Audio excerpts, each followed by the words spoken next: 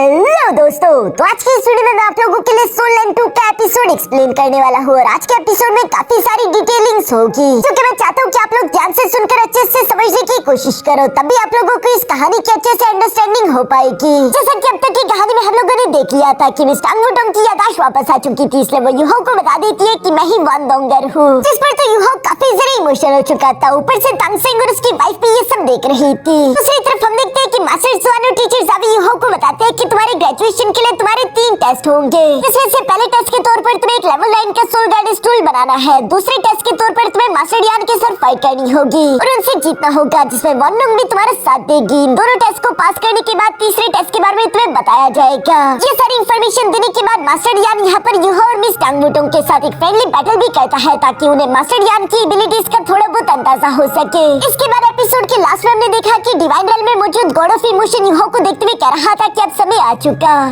अब आगे। तो नेक्स्ट एपिसोड की शुरुआत यहाँ पर बिल्कुल उसी सीन से शुरू होती है जहाँ यूहो मिस टांग वुटोंग के साथ कल्टिवेशन प्रैक्टिस कर ही रहा था। अचानक से उसे एक अजीब सी आवाज सुनाई दी, जैसे कि यूहो को कोई पुकार रहा हो, और ये डिवाइन रेल में मौजूद गॉड ऑफ इमोशन था, जिस आवाज को सुनते यूहो की सोल उसकी बॉडी से निकलते हुए डिवाइन रेल में आ जाती है। जो जगह बादलों के ऊपर मौजूद दिखने में काफी खूबसूरत लग रहा था। यूहो वहाँ पर मौजूद एक पैलेस की तरफ देखते हुए कहता है कि यही वो पैलेस है जिस तरफ मुझे वो आवाज पुकार रही थी। लास्ट टाइम भी इस आवाज ने मुझे पुकारा था, लेकिन डाइटियान के रिवर्स स्केल ने उस आवाज के साथ मेरे कनेक्शन को कट ऑफ कर दिया। लेकिन इस बार हम देखते हैं कि गॉड ऑफ इमोशन इसके लिए पहले से ही तैयार था। वो डाइटियान के रिवर्स ड्रैगन स्केल के बैरियर को ब्रेक कर देता है ताकि यूहो के सोल को यहाँ पर आने के लिए कोई मुश्किल ना हो। दूसरी तरफ यूहो यहाँ पर पहुंच तो चुका था, लेकिन वो समझ नहीं पा रहा था कि आखिर मैं यहाँ पर आया कैसे। ये जगह दिखने में तो काफी जरा खूबसूरत है, लेकिन आखिर ये जगह है क्या? ये जगह इतनी ज्यादा खूबसूरत थी यूहो को तो ये जगह एक पैराडाइज की तरह दिखाई दे रही थी। तभी अचानक वहाँ पर कुछ मछलियाँ और परिंदे यूहो को एक तरफ जाने का इशारा कर रहे थे। यूहो ने फॉलो करते करते पैलेस के किनारे पर आ जाता है, जहाँ से 2 लोग बोर्ड गेम खेलते हुए दिखाई दिए। ये दोनों ही बहुत ही जरा पावरफुल दिखाई दे रहे थे, जिन्हें देखते हुए यूहो अपने मन में कह रहा था कि आखिर ये दोनों आदमी है कौन, जिनमें से एक हमारा गॉड ऑफ इमोशन और दूसरा उसका मास्टर था। हम देखते हैं कि गॉड ऑफ इमोशन यहाँ पर अपने मास्टर के साथ बोर्ड गेम खेलते हुए कहता है कि मास्टर, लगता है कि आज आपका माइंड शांत नहीं, आप तो इस गेम को हारने वाले हो। उसकी आवाज सुनते यूहो पहचान गया था कि यही वो आदमी है जिसकी आवाज ने मुझे यहाँ पर बुलाया है। दूसरी तरफ हम देखते हैं कि गॉड ऑफ इमोशन जिनका नाम रोंग नियान बेंग है, उनका मास्टर जाजी, वो भी चाल नहीं चल पा रहे थे क्योंकि वो जानते थे कि आगे को वो पीछे खाई है, वो हर तरफ से हार रहे थे। इसलिए वो रोंग नियान बेंग से कहते हैं कि क्या तुम्हें मालूम नहीं कि कभी कभी तुम्हें मुझे भी जीतने देना चाहिए? ये बिल्कुल अच्छी बात नहीं। मैं तुम्हारा मास्टर हूँ, जब तुम यहाँ तक नहीं पहुँचे थे तो तुम्हें यहाँ तक पहुँचाने के लिए मैंने क्या कुछ नहीं सहा। ये सब सुनकर गॉड ऑफ इमोशन फुर्र से खड़े होते हुए अपने मास्टर को रिस्पेक्टफुली कहता है कि प्लीज आप गुस्सा ना करिए, चलिए आज का खाना मैं बनाता हूँ। जिस पर मास्टर जाजी खुश होते हुए कहते हैं कि ये हुई ना बात। गॉड ऑफ इमोशन उनको मुस्कुराता हुआ देखकर यूहो से कहता है कि तुम भी मेरे साथ आओ। ये कहते हुए गॉड ऑफ इमोशन यूहो को अपने पैलेस के किचन में ले आता है, जहाँ पर हम देखते हैं कि गॉड ऑफ इमोशन के सामने कुछ ऑर्डिनरी मटेरियल्स और साथ ही साथ कुछ छोटे से चाकू पड़े हुए थे। जो चाकू चोरियां कोई जरा खास नहीं दिखाई दे रही थी और मटेरियल्स भी बिल्कुल ऑर्डिनरी से थे, इसलिए यूहो अपने मन में कह रहा था कि आखिर इनका इस्तेमाल करते हुए ये क्या ही अच्छा बना लेगा। दूसरी तरफ गॉड ऑफ इमोशन यूहो से कहता है कि मैं सिर्फ एक बार अपनी टेक्निक तुम्हें दिखाने वाला हूँ, देखता हूँ कि तुम इसमें कितना कुछ सीख पाते हो। जो बोलते गॉड ऑफ इमोशन एक छुरी उठाकर फिर से टेबल पर हाथ मारता है, जिसकी वजह से सारे के सारे क्यूकम्बर्स हवा में उड़ गए। इसी के साथ गॉड ऑफ इमोशन ने अपनी dragon cloud gathering dance blade art technique activate करना शुरू कर दिया। यूहो तो इस नजारे को बस सिर्फ देखता ही रह जाता क्योंकि गॉड ऑफ इमोशन के स्ट्राइक्स बहुत ही ज्यादा प्रिसाइज और तेज थे। ऐसी कुकिंग टेक्निक ऐसे पहले यूहो ने कभी नहीं देखी थी, जैसे कि खाने में खुद की एक सोल आ चुकी हो। साथ ही यूहो इस ब्लेड आर्ट टेक्निक को देखते हुए अपने मन में कह रहा था कि इस आदमी ने सिर्फ कुछ ही लम्हों में पूरे 261 कट्स लगा दिए। और ऐसा नहीं कि वो कट्स कहीं भी लग जाए, बल्कि वो कट्स हर एक क्यूकम्बर पर बिल्कुल ही प्रिसाइज थे। सारे के सारे टुकड़े एक दूसरे के साथ आइडेंटिकली मैच करते हैं, यानी कि गॉड ऑफ इमोशन की ये dragon cloud gathering dance blade art technique बहुत ही ज्यादा प्रिसाइज है। इसी तरह गॉड ऑफ इमोशन ने अपनी डिश को तैयार कर लिया था और वो यूहो को बताता है कि मेरा ये dragon cloud gathering dance art blade technique इस रैंक तक सिर्फ इसलिए पहुंच पाया क्योंकि इसमें मौजूद सारे के सारे मेथड एक होकर फ्लो करते हैं। क्या तुम इसे सीखना चाहते हो? जिस पर तो यूहो एक्साइटेड होते हुए जवाब देकर कहता है कि हाँ मैं सीखना चाहता हूँ, बताओ कि मुझे इसके लिए क्या करना होगा। जिस पर रोंग नियान बेंग जवाब देते हुए कहता है कि ये बहुत ही आसान है, बस सिर्फ मेरे गॉडहुड को इनहेरिट कर लो, यानी कि मेरे सक्सेसर बन जाओ। ये सुनकर तो यूहो हैरान होकर सवाल करते हुए पूछता है कि आपने क्या कहा, आप क्या एक गॉड हो? डाइटियान ने आपको मुझसे मिलने से रोकने की अपनी पूरी कोशिश की, लेकिन फिर भी आप मुझसे आ मिले। जो बोलते हुए यूहो ने रिस्पेक्ट पेश कर रहा था। इस पर रोंग नियान बेंग जवाब देते हुए कहता है कि डाइटियान का रिवर्स ड्रैगन स्केल तुमसे मुझे अलग करने के लिए कोशिश तो जरूर कर रहा था, लेकिन जब एक गॉड फैसला कर लेता है तो उसके सामने ऐसी मामूली बैरियर बस सिर्फ एक पेपर्स की तरह है जिसे हम जब चाहे काट सकते हैं। मैंने उसे टच करते ही काट दिया, जो सुनकर यूहो कहता है कि मैं ये तो जानता था कि गॉड्स एग्जिस्ट करते हैं, लेकिन उनके बारे में ज्यादा डिटेल्स मुझे मालूम नहीं। इस पर गॉड ऑफ इमोशन यूहो को गॉड्स के बारे में डिटेल्स बताने शुरू कर देता है कि जब एक इंसान अपनी ताकत को बढ़ाता रहता है, जब वो कल्टिवेशन करके खुद की डाउ को क्रिएट कर लेता है, उसकी खुद की पहचान बन जाती है, तो तब डिवाइन रेल्म उससे एक अपॉर्चुनिटी देता है कि वो एक गॉड बन जाए और उस आदमी को एक गॉडहुड की पोजीशन दे दी जाती है। ये सुनकर यूहो सवाल करते हुए पूछता है कि आखिर ये गॉडहुड की पोजीशन है क्या, जिस पर रोंग नियान बिंग जवाब देते हुए कहता है कि असल में डिवाइन रेल्म में एक लिमिटेड स्पेस ही है, यानी कि वो कुछ हद तक ही इंसानों को अंदर आने दे सकती है। अगर आपको डिवाइन रेल्म में आना है तो आपको खुद की ही जगह चूज करनी होगी, जो जगह आपको किसी पिछले गॉड से मिलेगी उसे ही गॉडहुड की पोजीशन कहते हैं। सेम गॉड्स के लिए बिल्कुल ऐसा है, अगर कोई गॉड फॉल करे या फिर इस जगह को छोड़कर जाना चाहे तो उसे भी अपने एक सक्सेसर चूज करना होगा जो कि उसके गॉडहुड की पोजीशन को संभाल ले। जो सुनकर यूहो समझ चुका था और वो सवाल करते पूछता है तो इसका मतलब कि आप बाद में अपनी गॉडहुड की पोजीशन मुझे देने वाले हो, लेकिन आखिर डिवाइन रेल्म में ऐसे कितने गॉडहुड की पोजीशन या गॉड्स होंगे? जिस पर गॉड ऑफ इमोशन जवाब देते हुए कहता है कि इस सवाल का जवाब तो मेरे पास नहीं, असल में डिवाइन रेल्म बहुत बड़ा है जो कि टोटल इसी तरह की 108 दुनिया और डायमेंशन यूनिवर्स पर राज करता है। मैं भी इसी तरह की एक दूसरी यूनिवर्स से आया था, मैं तुम्हारी तरह डोलू कॉन्टिनेंट से नहीं आया। असल में गॉड्स के भी कई क्लास होते हैं, जिसमें third class, second class, first class और उसके बाद गॉड किंग्स आते हैं। और गॉड ऑफ इमोशन बताता है कि फर्स्ट क्लास के टोटल यहाँ पर 32 गॉड्स हैं, जिनमें से एक मैं भी हूँ। असल में गॉड ऑफ इमोशन और तांगसेंग दोनों ही फर्स्ट क्लास के गॉड है। इसके बाद आगे जाने के बाद ये दोनों गॉड किंग पर जा सकते हैं। साथ ही गॉड ऑफ इमोशन यहाँ पर यूहो से सवाल करते हुए पूछता है कि तुम necromancy, Holi magic, God Electrolux को तो जानते होंगे कि आखिर वो कौन है और वो कहाँ से आया? वो एक मैजिकल प्लेन से आया है जिसकी पर्सनैलिटी वाकई में कमाल की है। गॉड किंग्स ने बेशक उसे रिवाइव तो कर दिया, लेकिन अभी भी उसकी डिवाइन सेंस कई टुकड़ों में बटी हुई पूरे के पूरे स्पेस में फैली हुई है। अगर ऐसा ना होता तो गॉड इलेक्ट्रोलक्स भी एक फर्स्ट क्लास के गॉड होते या फिर शायद वो गॉड किंग लेवल पर भी जा सकते थे, लेकिन अभी के लिए वो एक थर्ड क्लास की गॉड है। गॉड ऑफ इमोशन यूहो से कहता है कि गॉड बनने के बाद जब तुम डिवाइन रेल्म में आ जाओ तो हो सकता है कि गॉड इलेक्ट्रोलक्स से तुम्हारी दोबारा मुलाकात भी हो जाए। जो सब बताने के बाद गॉड ऑफ इमोशन वहाँ से धीरे धीरे आगे की तरफ जाने लगे। यूहो पीछे की तरफ सवाल करते हुए पूछता है कि अगर आपको बुरा ना लगे तो क्या मैं जान सकता हूँ कि आखिर आपने मुझे चूज क्यों किया?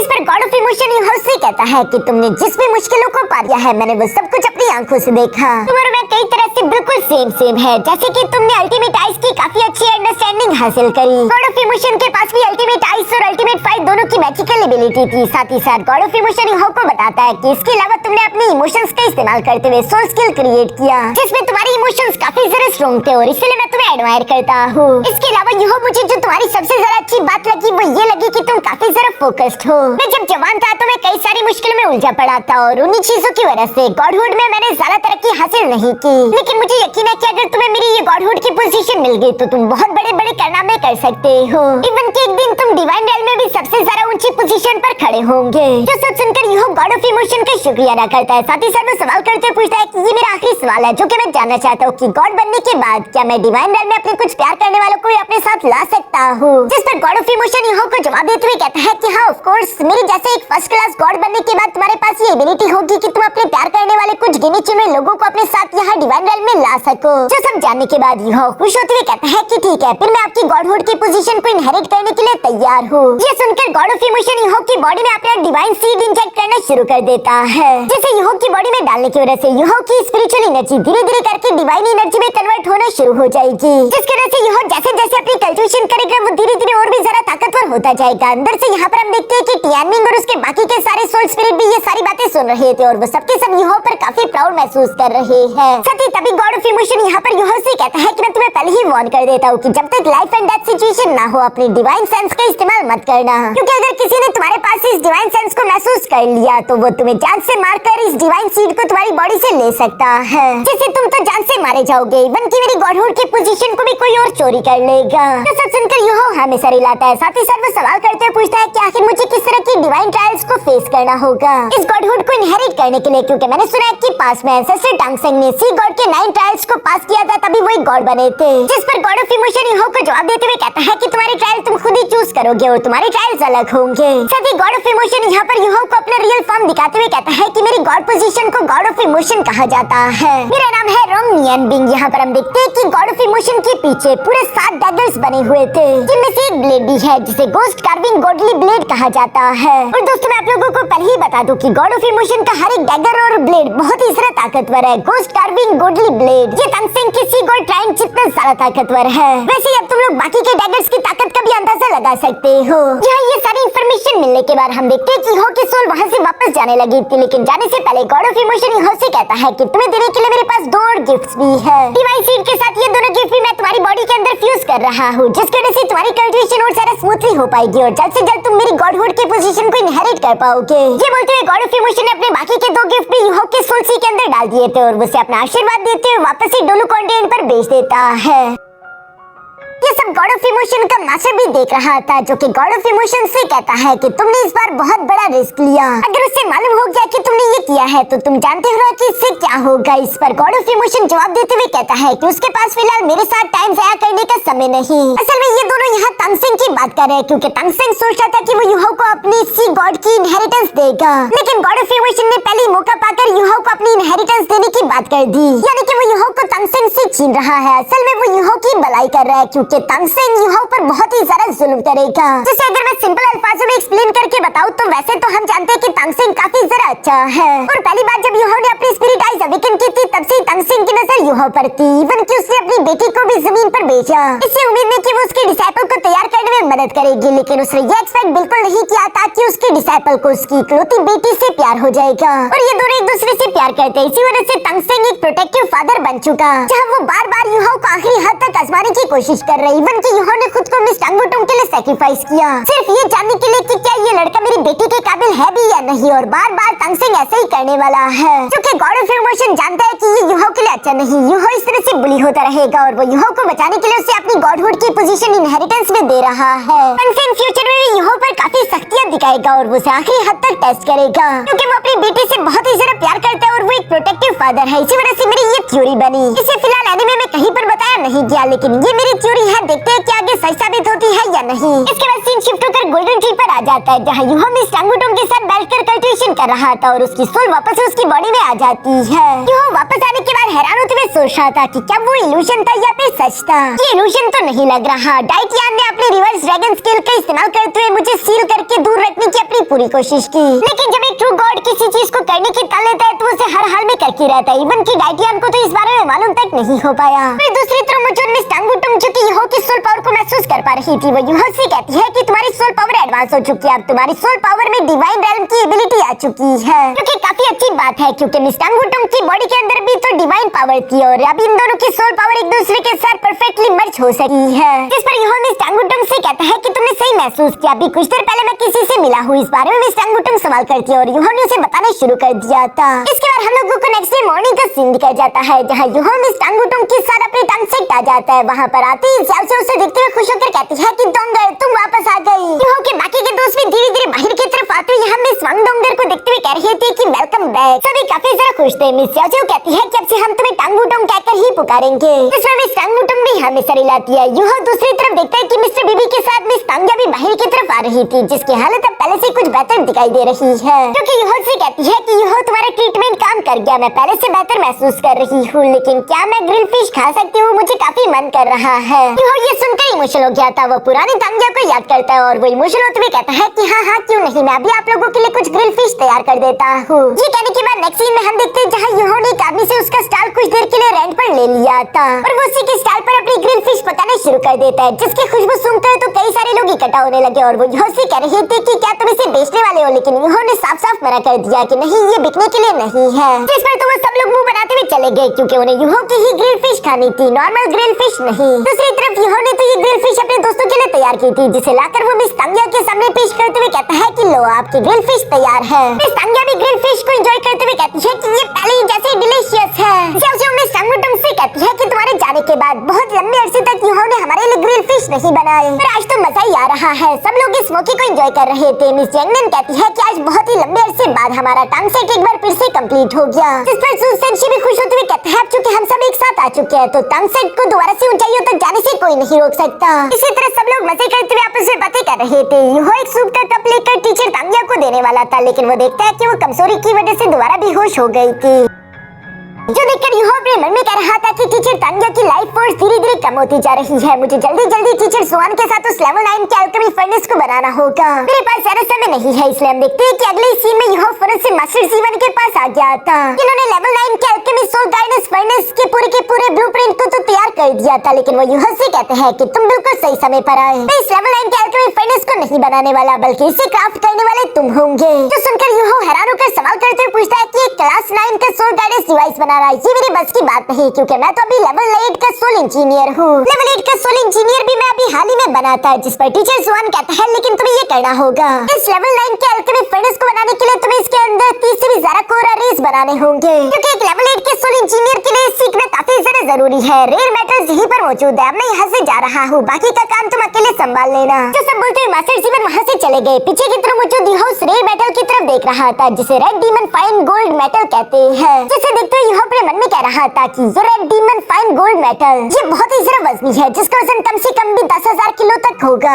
साथ ही ये बहुत ही ज्यादा प्रीशियस और कीमती रेयर मेटल है। जैसे एक red demon fine gold metal का इस्तेमाल करते हुए कितने हाई टायर के fire attribution soul guidance device बनाए जा सकते हैं। यानी कि बेसिकली यूहो यही सोच रहा था कि ये रेयर मेटल बहुत ही ज्यादा प्रीशियस है, मैं इसे इस तरह से जाया नहीं कर सकता। यूहो को डर लग रहा था कि कहीं वो फेल ना हो जाए, क्योंकि इस रेयर मेटल को पिघालना सबसे ज्यादा डिफिकल्ट काम है। इसका आउटर शेल बहुत ही ज्यादा बड़ी प्रॉब्लम है। यूहो जिस लेवल 9 के अल्केमी फर्नेस को बनाना चाहता है वो काफी ज्यादा स्ट्रॉन्ग होना चाहिए, जो कि हीट और प्रेशर को बर्दाश्त कर सके। जिसके लिए ये red demon fine gold metal का मटेरियल बिल्कुल परफेक्ट होगा, क्योंकि ये काफी ज्यादा टफ है। पर प्रॉब्लम भी तो यही है कि इवन अल्टीमेट फायर भी इसके बाहरी शेल को सॉफ्टन करके काट नहीं सकी। यूहो को कोई बहुत ही ज्यादा शार्प चीज चाहिए थी। वो सोचा था कि क्यों ना मैं सीनियर ब्रदर की dark Azure dragon carving knife ले लूं। वो भी इसे पूरा नहीं काट पाएगा। मैं उसका इस्तेमाल करते हुए इसका एक छोटा-छोटा टुकड़ा अलग करूंगा, लेकिन इसमें काफी ज्यादा समय लग जाएगा। ये सब अभी यूहो सोच रहा था, तभी अचानक उसे गॉड ऑफ इमोशन की आवाज सुनाई थी, जो कि यूहो से कह रहा था कि इतनी मुसीबत से क्यों गुजरना। याद है जाने से पहले मैंने तुम्हारी सोल सी के अंदर 2 और गिफ्ट डाले थे, जिसके बारे में मैंने कहा था कि ये तुम्हारी कल्टीवेशन को आसान करने में तुम्हारी मदद करेंगे। तो यूहो के सोल सी में उनमें से पहला गिफ्ट सामने की तरफ आता है, जो कि असल में कुछ और नहीं बल्कि गोस्ट कार्विंग डिवाइन ब्लेड था,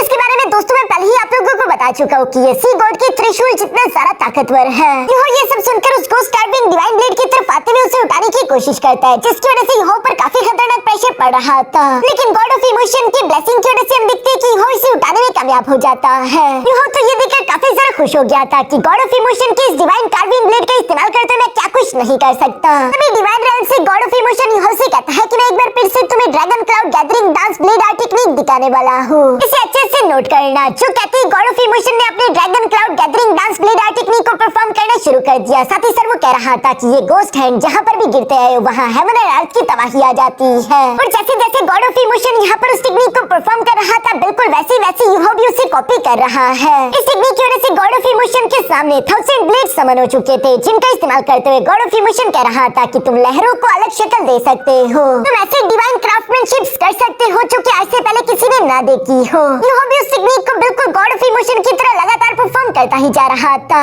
जहाँ गोस्ट कार्विंग डिवाइन ब्लेड की ताकत भी यूहो को दिखाई दे रही थी। और आखिर में गॉड ऑफ इमोशन कहता है कि जब ये ब्लेड उठे तो इसकी स्लैश लहरों में आधा चांद दिखाती है। और इसी के साथ हम देखते हैं कि यूहो ने उस टेक्निक को कंप्लीटली सीख लिया था। तो सब डिवाइन रेल से गॉड ऑफ इमोशन भी देख रहा था, और वो ये देखकर खुश होते हुए मुस्कुराकर यहाँ चाय एंजॉय करने लगा। इसके साथ हमारा एपिसोड तो खत्म हो गया, लेकिन जाने से पहले आप लोगों को कुछ इन्फॉर्मेशन देना चाहता हूँ, जो कि सोल 9 के एपिसोड के लास्ट में दी जाती है। जब भी कुछ न्यू आता है तो इस तरह की इन्फॉर्मेशन एपिसोड के लास्ट में आती है। मैंने डिसाइड किया कि मैं इस तरह की इन्फॉर्मेशन भी आप लोगों के साथ शेयर करूंगा, जिसमें हम गॉड ऑफ इमोशन को देख पा रहे हैं। उनके पीछे उनकी डिवाइन लिंक किस तरह दिखती है ये भी आप लोगों को दिख गई होगी। और इसके अलावा गॉड ऑफ इमोशन के साइड पर जो आप लोग कुछ मास्क देख पा रहे हो, असल में ये उसकी इमोशंस की पावर है। हर एक मास्क में अलग इमोशन की पावर है, जैसे कि खुशी, गम, गुस्सा। इसके अलावा गॉड ऑफ इमोशन की एक और खास बात है, बेशक वो गॉड ऑफ फूड नहीं है, जैसे कि हम जानते हैं कि गॉड ऑफ फूड तो ऑस्कर है, लेकिन इसके बावजूद भी God of emotion God of food से भी ज्यादा अच्छा कुक है। वो बहुत मजे के खाने बना लेता है। इसी तरह तो उससे अपनी कल्टीवेशन की थी। गॉड ऑफ इमोशन असल में एक दूसरे डोंगवर से आता है, जिसे magical chef of ice and fire कहते हैं। ये यूको की एक सीरीज है जिसका मेन कैरेक्टर हमारा गॉड ऑफ इमोशन यानी कि रोंग नियन बिंग है। अगर आप लोगों की डिमांड ज्यादा रही तो हो सकता है कि मैं गॉड ऑफ इमोशन की जर्नी के बारे में भी एक लॉन्ग वीडियो में सब कुछ बता दूं। तो चलो फिर इसी के साथ हमारी आज की इस वीडियो को यहीं पर खत्म करते हैं।